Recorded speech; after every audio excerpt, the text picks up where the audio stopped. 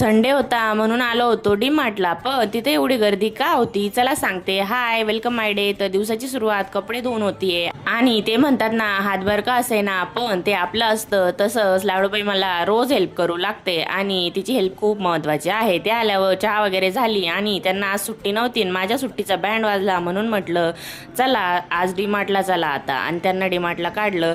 इथं footwear check केले पण एकही फुटवेअर मला आवडलं नाही. नंतर ना लाडूबाईसाठी गॉगल्स बघायला म्हटलं तर एक पण तिला फिट बसत नव्हता आणि तिला तर स्वतःला आरशात बघून आश्चर्यच वाटत होतं. काय बघत होती काय माहिती, पण तिला वाटत होतं ही दुसरीच मुलगी काय, कारण समोर तर तिचे पा वगैरे घेणं चालू होते.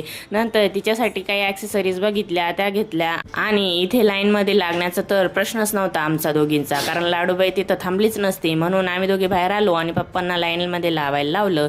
आता इथे गर्दी का होती, कारण 70% ऑफची ऑफर चालू होती म्हणून. आणि लगेचच आम्ही आलो घरी, कारण घरी जाऊन मला लगेचच हे सामान ऑर्गनाईज करायचं होतं. कारण हे सामान आहे ना, ते ननंदबाईच्या घरून आलेले आहे, त्यांच्या शेतातला हे सगळा माल आहे. आणि असा संपला आजचा दिवस. चला भेटा नेक्स्ट.